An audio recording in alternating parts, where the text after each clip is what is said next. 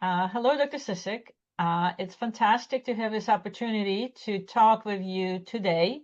You are probably one of the most experienced people at the university I know who is able to work with a lot of different people, investigators, stakeholders, administrators, researchers, clinicians, and you do it with such ease and make everybody so comfortable. I hope you can share with us some of your wisdom and your experiences.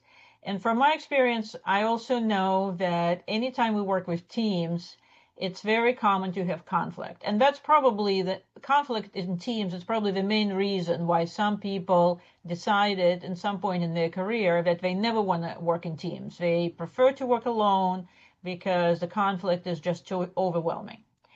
Mhm. So I am hoping that in your experience, you can share with us how those challenges could be minimized, if not avoided, and we can learn from you. Before we start, would you please introduce yourself and tell us how you got here and what you do at UB and in your career prior to UB? So thank you for having me. I'm very excited to engage in the conversation and appreciate that you reached out. My name is Jill Szczesek, and I'm Associate Vice President for the Health Sciences, specifically focused on research administration and finance.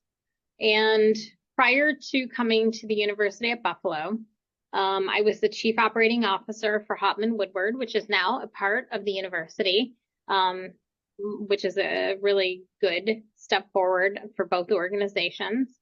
And during my tenure there, I was also the managing director, and I led the submission for a very large and complex NSF proposal, a science and technology center, for approximately $50 million. And so I led that effort as the managing director for about 10 years. My background is excuse me, very higher education oriented from an administration vantage. However, my doctoral work, my PhD, is really in science policy, and also research administration from the vantage of looking at how do we optimize teams, how do we optimize resources, and how do we find some intersecting points so that we can make things more productive, not only for the bigger picture, but also for our individual institutions. That's fantastic. This is great. So that probably explains why you're so good at it, that you actually train in that. And most people don't get trained in teams. They do So not. yes, and so to help us get started, what kind of teams do you work with now in your role at UB? Are they PI teams, administrative teams? So we have some context. So it's interesting. I'm very fortunate to work with the health sciences across the university. So that represents about half of the university's schools. Yet, generally speaking, when you look at it, it represents more than half of the university's productivity when it comes to research. The health sciences, even though generally speaking, awards out of the National Institutes of Health and awards that are related to health sciences are smaller in scale, but at the same time, generally speaking, the health sciences investigators are more productive. So I'm situated in that space, and I work with faculty and teams that are interested in not doing the individual investigator experience in pursuing their research, but looking to do something more interdisciplinary. And that's where UB is the perfect, it's the perfect fertile ground for something like that, because we have the talents of so many, from public health to nursing to dental medicine to social work to the School of Medicine. We have so many different teams that could come together in an interdisciplinary conversation. And that's what we see in the bigger research environment. We see that when you're going after large scale projects, if you're going after anything and the university looks at it as $3 million or greater, generally our office looks at it as $5 million or greater. Anything that's bigger in scale is going to be complementary. It's going to be interdisciplinary. And so that's where the health sciences bring a beautiful blend of that. And I shouldn't leave out the fact that biomedical engineering and the School of Engineering and Applied Sciences is also a wonderful partner. But we work with investigators in that space. Last fiscal year, we supported proposals in the range of about $95 million over the course of a fiscal year. And I have to say, because of our efforts to reach out to investigators and say, how can we help you? What are the barriers? How can we bring an interdisciplinary approach? What are the funders that are looking at larger scale projects? Right now, even just after Q1 right now, we're at about $112 million. So we're supporting investigators from all different facets of the health sciences to go after big projects. Very good. So let me start. So you mentioned that you reach out to people to help them get big projects, and investigators reach out to you, then they're thinking about big projects. So what is the most successful initiation step for building a large team? Is there a recipe for that? How do you start? I'm super, Dr. Noyes, I'll be honest with you. I am so proud of the time that I spent with the team that I did over the course of almost 10 years and getting did to the scale that they did. But at the same time, administrators, we can support all day long, but the science has to be strong. So we have to have every project has to have somebody who has a vision and who knows how to put the parts together. And we can help with filling those in. If an investigator is saying, I need somebody in biochemistry to do this, we can help with those things. But at the same time, we really need the science to be strong and an investigator to come to us with a vision that basically sets a map out or charts a course. That is very interesting. So I agree with you that vision is really the center of a team leadership. There has to be a shared goal. And Right. then this concept of feeling in sort of who needs to be on the team, right? You got to get the right people on the bus and get the wrong people off the bus. So do you have any example to share how that actually works? Is that happens all at the same time, that sort of people come with a list and says, I need biostatistician, or in my experience, you're halfway through the project and you realize you need biostatistician, but you already have a team and it's too late. So do you help investigators with identifying and maybe ensuring that they have the right team right from the start? I think that in a lot of instances, investigators, when they're thinking about a concept, we're talking about people with vision. They know who they want to work with. They've met them in a number of different scenarios. They've either been with them in a clinical space, they've worked with them on another proposal, they have been under a piece of, or for basic scientists, they've been underneath of a piece of major technology and equipment with, wrenches and cranking down on things and computing data. So I think a lot of times the investigators know this sort of thing. Does it happen where occasionally we need to make a recommendation? Yes. And occasionally once a team is formed, and this is very common, if you look in the literature, there's a great author by the name of Bozeman, who you can look at in Team Science, who talks about how teams are formed and how you do interdisciplinary work and team science in particular. It happens, sometimes you get an investigator in the mix.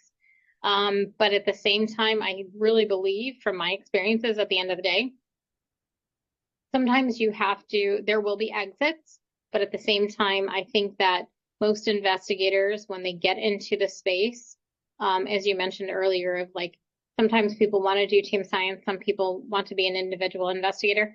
Once they get a flavor for being part of a team, it's addicting and it's a feel good. So most of the time they want to stay, and then we figure out the conflicts that might be there. Okay. Okay. So I'm sure they're addicted only if it's a good team. That's an effective team or you know, a productive team. And True, true.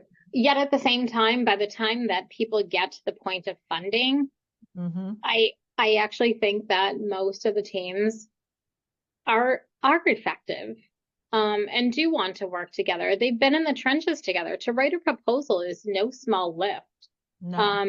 I give people credit. I give faculty credit all day long for the fact that they're putting in a proposal of significant magnitude, or they've been invited to proposal of significant magnitude. If there's a two-step process, I mean, we can't forget about those things. Okay. Yeah, that's very true. And so you mentioned that if investigator with a vision sort of envisions which colleagues, investigators they want to work with, but both you and I know that a successful team is much more than just investigators. You need people like you have on your administrative team. You may need somebody in contracts. You may need a graphic designer and all of the other folks to help bring things together. How do you assist investigators with recognizing that? Because everybody has their favorites. And they may say, oh, the three of us can complete it all together. And you know they can't. So what is the process of nudging or steering perhaps a team towards a more complete, effective modality? I think that an investigator in different scenarios, when you're talking about $50 million awards, $100 million awards, sometimes the terminology changes. So it's not going to be the PI.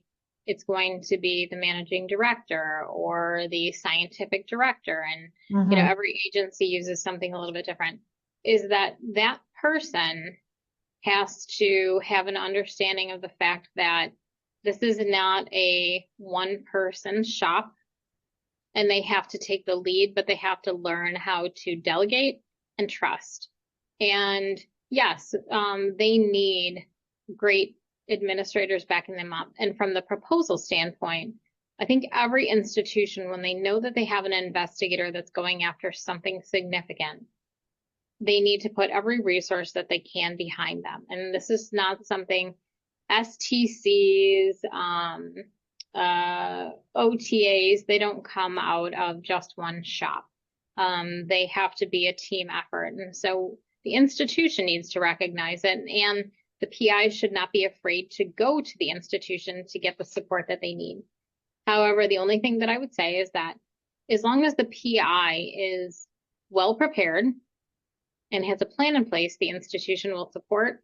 If a PI is just being responsive to something that came out last week and it does not have a high likelihood of success, but at the same time is a significant institutional investment for administration, they need to keep that in the back of their mind. Not every PI is going to get a positive response as to, yes, we're going to go after this because it is this dollar amount. And that's because there are ebbs and flows, and there are sacrifices that need to be made across an institution. So I think, from an administrative vantage, every institution wants to back an investigator up, but at the same time, an investigator also needs to know what their role is, and that they're not going to be preparing the budget, and they're not going to be managing contracts and everything like that. They need the support to do that. That's excellent. I like what you emphasize on delegating and building trust. I think I agree with you that these are really the core glue components that keep the team together. The question is, how do you develop trust on a very short timeline on the grants that most of us receive? So I know in your prior life, and you worked with the Institute for 10 years, so I can see how somebody can build trust over 10 years of working together.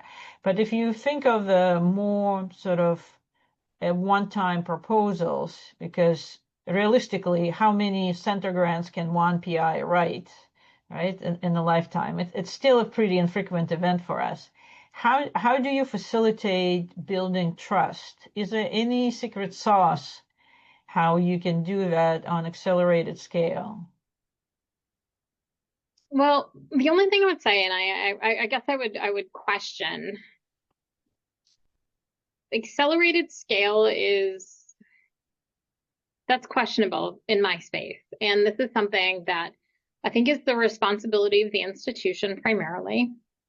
Yet at the same time, it's also the responsibility of the investigators that, generally speaking, if significant awards are coming out, center grants, P awards, STCs, any of the larger scale awards that take coordination or interdisciplinary, maybe not as much in today's day and environment as what it was about a year ago, but there's a cycle to these sorts of things.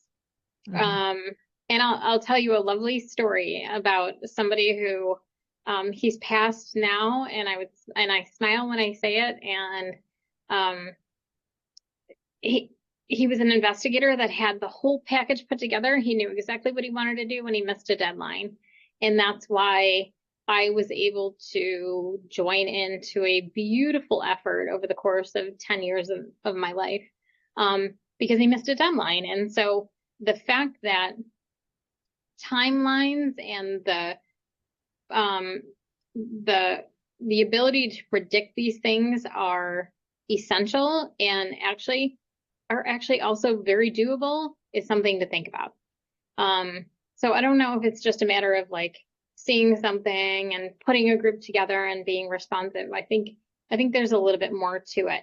I also do believe that investigators who really have a vision for something, and I've been fortunate over the course of my career to work with 3 Nobel laureates, and probably would have worked with a 4th if he had not passed, because there's a stipulation on that you have to be around in order to be awarded. And especially now, I think, because everybody wants the video on your doorstep we saw a couple of weeks ago. But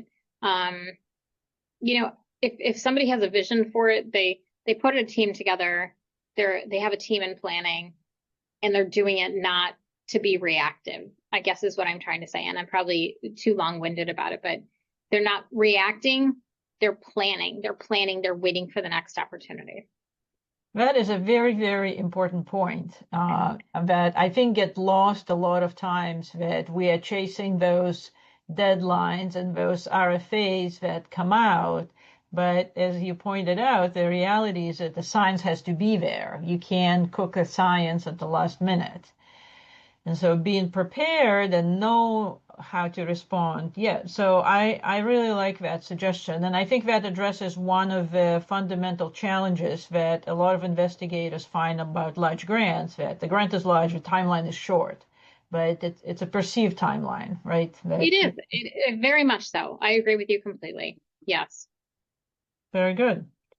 So would be amazing to be a bug in the wall working with those Nobel laureates, but maybe other scientists that you work with, have you learned or have you seen strategies that consistently lead to productive collaborative team efforts? Do these people do something different than we don't know?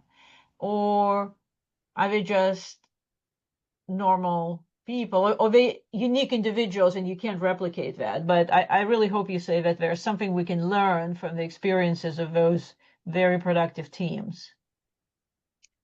I think the things that I saw across all 3,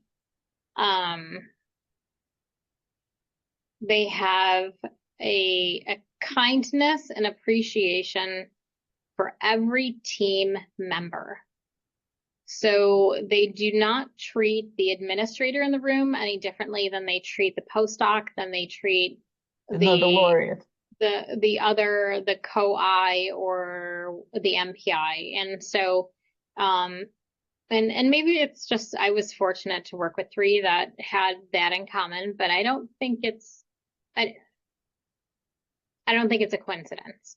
I think that they understood that the research process, and in order to be able to advance something, is not based on an individual.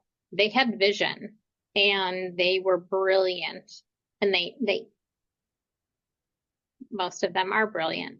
But at the same time, I think that they recognize that every person that's helping move things forward deserves the respect and the support to bring the team or the effort to fruition. I think the other part of it too is that, the people, one of them in particular probably was more, his Nobel was based on individual achievement, even though he had a partner in the work. But the others were, this was big science, like big science, the way that we talk about it in the literature. And I think that they all recognized, and what we tried to replicate in all of the things that we did through the center that I ran and through some of the things that we try to do now, is that you can't come into a conversation expecting that just because somebody has their doctorate and many years of training afterward, that they're on the same page and they're speaking the same language, because our fields get so specific at times that it is okay to sit everybody in a room and sit down and say, we're just going to do a quick talk on the basics in every different area.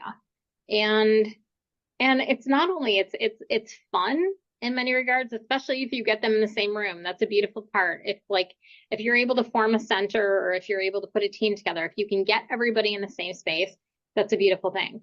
But if you can get everybody to a point where they're actually doing a quick talk from the basic level, and they might think it's way too basic, and everybody's nervous about it because they don't want to look, like there is something called peer fear, like you're embarrassing yourselves in front of your colleagues or your peers. But at the same time, if you can get everybody in the same room and start from the basics, knowing that if you're going to do something from this year, hopefully 10 years from now, you're not only talking to your peers, you're talking to the next generation at the same time. So I think it minimizes the fear factor and minimizes the concerns for it. But that's also essential. But yeah, the individuals that I was able to work with, they treated everybody equally. They had a vision, and they understood that, science is, if you really want to get into it, it can be big. That is fascinating. Even for people of that caliber, sort of not being afraid to start from the beginning and talk about very simple things. I think that's really incredible. I think you have to have a very clear vision in your head what you're doing to be able to explain it in a plain language and simple terms. That's a great tip. Dr. And so, Noyes, can I add one more thing to that? of course. Never minimize, for investigators, never minimize the willingness of, especially even a Nobel laureate, to want to be able to help with something. Mm-hmm. I think that there's a little bit of an intimidation factor. They're never going to want to do this. It's going to cost us too much. How do we go about this? Of the three that I worked with, twice I've seen them do things that normal people would have thought, why would they do that? But it was an email, it was a phone call, and they did it. I had a Nobel Prize winner show up in Buffalo in slippers to give a 30-minute talk that we goosed around a schedule for, that he gave his talk, He got back on the plane and then he went up back out to the West Coast. So I think that if there are times where people have a vision, if they truly are wanting to accomplish something significant, don't count the big stuff out. And I'm not saying that a Nobel laureate is like the biggest deal, but to have one of them participating or be part of a project or give a talk or help, it's not off the charts. It's not impossible. That's an interesting thought. Well, let's hope we can bring more of them in. So a lot of things that we've talked about so far. So they're really about leadership. So who are the team leaders? How do they lead teams as opposed to just their own careers? Can we switch gear now and talk about other people on the team? So what do you think motivates other people to stay on the team and be productive on a team? You're probably not going to get a lot of credit, right? If you have a couple of big scientists. So being the third author may be useful. Being the 12th author academically is not very valuable. So how do we communicate to other people why they need to work on the teams and stay on the teams, that the postdocs, the administrators, the project managers, how do we keep that team spirit together? Any suggestions? I think it's a lot easier today than it was 10, 15 years ago. I think that there's literature that demonstrates that being part of team science or big science, even if if you really look at the literature right now, when you look at a paper that comes out on the team science, like it could be 70 authors in a particular discipline, and being 35th, like the number on the list doesn't matter as much as the fact that you were part of the effort, and especially a part of a significant effort. So I don't think it's the same challenge that it was 10 years ago. I think that universities, and you'll see that in the literature too, is that everybody's looking at it a little bit differently. We're modifying tenure track or tenure approvals based on, how people have participated in the research environment. And sometimes if team science is the direction that they're heading in and being part of a research unit, that's going to look a little bit different than the individual investigator. So I don't think it's as big of a challenge as it was 10, 15 years ago. At the same time, some universities are facing challenges with keeping up with it, but at the same time, the big research universities have caught on to the fact that we want our people to be part of these groups that are pursuing something interdisciplinary, because we all know, and at the same time, the literature backs it up, that coming at a solution from an interdisciplinary perspective is a more productive solution than what we would see from an individual investigator perspective when it comes to big stuff. So, Very true. Yeah. Yeah, that's a very good point. So the same literature that probably you and I are both quoting suggests that it's useful to do a debrief after you're done. So you finish your big team project, you rushed through it, or you, I don't know if it was clinical case, it was a complicated submission. And then in order to learn from that experience and do better later, the experts recommend, so sit down and debrief and ask people what worked well, what didn't work well, what could we do better as a team. Have you ever participated in those postmortem debriefings, and do you think they're useful? Are you talking about debriefing after proposal, or you're talking about Yes, debriefing right. after Proposal is submitted, right? We're all done. We worked for 5 months together. We sort of built a team, develop all these contracts, initiatives, and everything else. So it's all submitted. And there were some conflicts along the way. There were some oops. And do we forget all about it now until the next time, or do we come back to those and analyze them and make efforts so this doesn't happen again? I guess, that's a really interesting question, because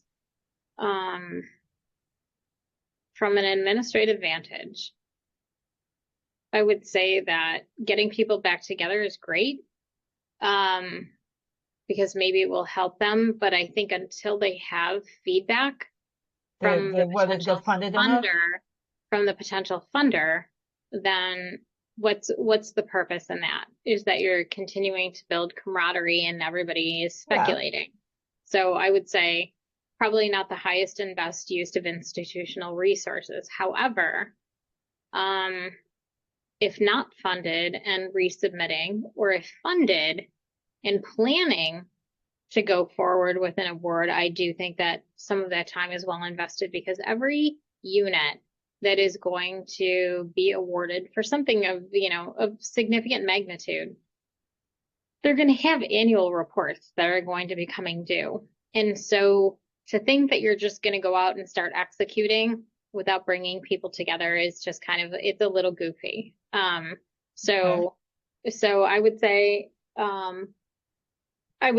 to do it before you have some valid data. I would say investigators, everybody's pretty pressed for time, and maybe the next best thing is for them to go and focus on the next grant, because otherwise you're just speculating. Yeah, I can see that. I mean, what do you think?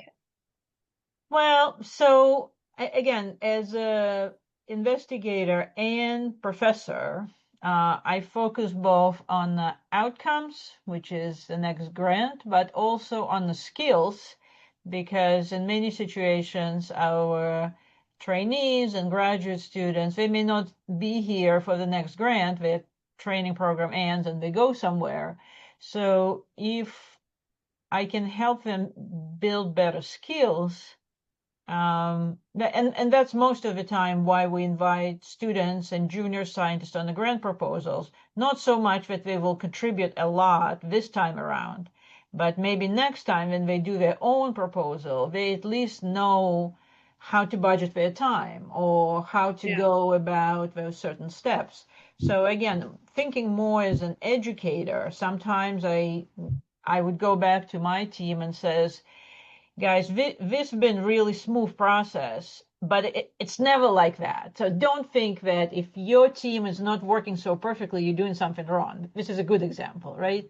That in the normal situations, we have a couple serious arguments and we may reshuffle the strategy a couple times. So this wasn't a representative. Or do the other round to say, well, sorry, we lost a couple people along the way. This is not a representative of how real teams work. Normally, you have disagreement and you're able to resolve them or find a compromise or find even better solution that will satisfy everybody. And this time we were not able to do that. But what do you think we could have done better? And maybe, again, to reflect on, still, I think in my experience, and maybe this is different for your team because you submit grant on this magnitude all the time. For most individual investigators, we don't even do it every year. We do it maybe once every 5 years because it's such a tremendous investment and effort. So you don't get a lot of these opportunities to learn and practice your skills. It's not like maybe clinical teams. They work every day and they do appendectomies twice a week. So they have many more opportunities to practice their best behavior. Yeah. Grant submission in big scheme of things are not that common, especially when we're talking about multi-million-dollar submissions. Mm-hmm. I don't know. It's an interesting perspective, and it's a good conversation to have. I was initially, this is off the record, I was initially surprised when we secured the NSF Center. I didn't have access to UB data at that point, so I just thought this was just normal. I did. I really did, because the group that I was working in, it was kind of normal. And I didn't realize. And so it's just, sometimes it's a different perspective, and then it's a different of grounding yourself in some realities of the institution. But yeah, I don't know. But I think honestly, Katja, UB's headed in the right direction. When I see the numbers going from where we were last year Yeah. to where we are now, you're part of that. And I've told you that. Fingers crossed. Yeah. Yeah, and I've told you that. Even just the fact that you were invited to full proposal, that is like, I mean, honestly, like when we get word on that, I'm going to be like out doing a happy dance, popping corks in the street. So, those are things that we want to see happen. But no, I know, I guess it was a little bit of a shock for me to recognize that this wasn't the norm. Everyday thing. Yeah. Yeah. Yeah. Yeah, and I think that's another important learning lesson also. So thinking from the point of view, if you're not trained in an institution where grants of this magnitude is a norm, how would you learn? How would you even know how to do that? And that sort of, if you come from Brigham or St. Louis or Hopkins, where you walk down the hall and everybody has 5-hour ones at any given point, you can see that there is a culture of doing it. But if you're in an organization where this is a pretty infrequent event, then how do we capitalize on this institutional knowledge? Because, as you said, you need all the members of the team. This is not a solo sport. You do. Yeah, no, it's not. Yeah, it's a team sport for sure. For sure. Okay, sorry, I got you off track. No, it's okay. That was a good off-track comment. So, and that kind of leads with my closing also. So, since being a part of university, we have both the mission to do better research, but we also have a mission to train the next generation of researchers. What would your recommendation be to our graduate students and junior scientists for their career skills and building themselves up professionally? What would you advise them on the future of working on teams? So 2 comments on that. What would I advise them is that don't be worried about the tenure track process, because I think it's coming to resolution. I think universities are continuing to recognize the achievements of teams and the potential, even though that's easier said than done, because people are coming in to be successful in their environment. However, to spin that, the bigger responsibility falls on their investigators who are mentoring them to include them in the conversation. If you're forming a center, you had better gosh darn have a plan for postdocs and graduate students. You had better find a way to train them in an interdisciplinary way and let them start talking to each other across units, across institutions, across disciplines, across labs. And so I think the more heavy responsibility from what I've seen, which to date was an extremely successful environment in the National Science Foundation space, and that they will attest to as well. You engage them. It's like you can't go into this and think that you're trying to solve something of significance without thinking about training the next generation. So I think the onus is not on the student, not on the postdoc. I think it's on the investigator to make sure that they're engaging the right people in the conversation. That's great. I absolutely agree with you, Jill. And it's easier said than done, but we should never cut that part out of, you're rushed, there's not enough time, but you need to pay them. You need to pay for them to get to conferences. We had an annual meeting every year, and was there a cost to bring them together? Yes. Did I have to pay for beer at a bar in Puerto Rico for the education director to bring them all together? Yes, I did. And it was off the books and it was indirect costs and stuff like that. But you have to find ways to get them there. And you can't leave them out of the conversation. They have to be just as much present and realize you're not presenting to your peers and you're not presenting to, all the people that you aspire to be within your field. You have to be training. Very true. So we talked a lot about personalities and skills. Is there anything about resources and strategies and tools that could be the most effective in creating alignment in the early phases of team formation? That's an excellent question. I think that many investigators, especially if they've gone from the stage of running an individual research program to being able to coordinate a center type opportunity, they're unfamiliar with the navigating or negotiating specifically of budgets. And that is something that people should tap into research administrators for, because when it comes to scaling up a budget from what they might have typically seen with an R01 from 3 million to what now might be 60 million, 20 times scale, every institution is going to want a piece of the pie. And so you really need a skilled administrator, and you can have a vision for it, but you need to sit down with somebody to frame out a budget so that you understand where all of the parts will be disseminated. Yet at the same time, I can say from personal experience that upon renewal of a center that I used to run, I represented an institution that had an over 90% indirect rate. And you would think that that might be challenging upon renewal to negotiate with partners. However, good conversations between administrators and leadership led to that budget not being distributed any differently, that budget being equal to what it had been before.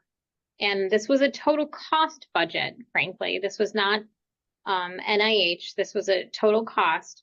And having good relationships with research administrators and other investigators to understand how to break those budgets down are really, really key. So I would just say that when you're going into something like this, and if you're going to be scaling up to the extent that you are, tap into the resources that are available.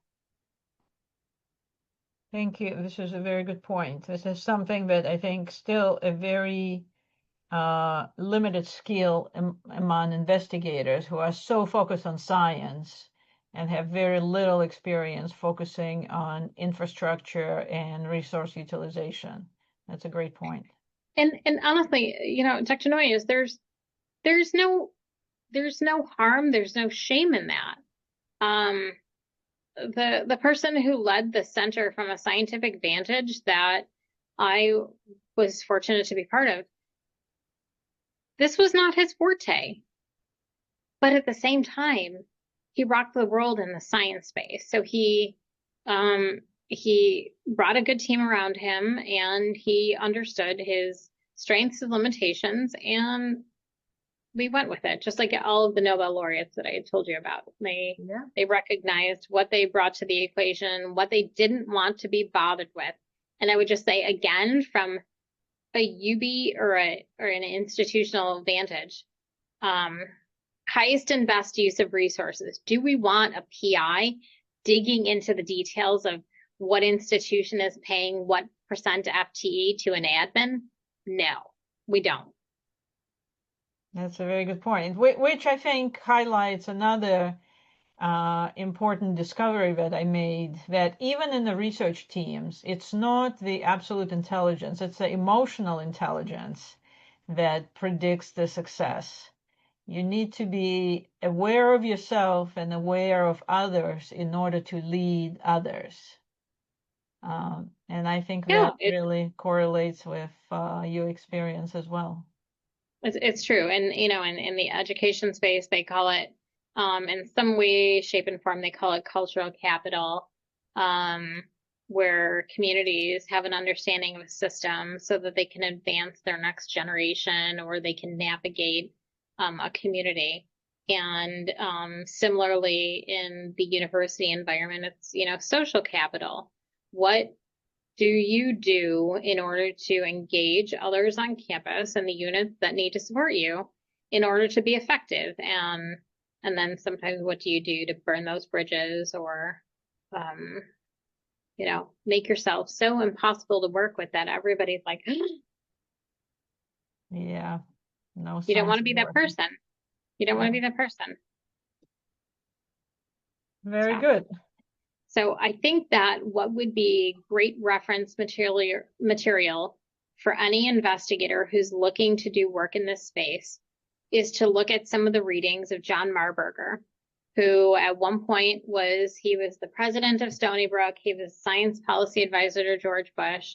He ran Brookhaven at a certain point in his career, and he established a field and a dialogue in the space of science policy about how decisions are made and why decisions are made in the policy space. And I think that it's a good landing spot for any researcher to understand how the environment has come about, to understand where opportunities might lie. Now, granted, environment is not as predictive as it might have been in the past, but also to look at what our nation has shaped as far as forming policy decisions, especially when it comes to big science, because the United States was at the forefront, when you look at the history of it, of big science.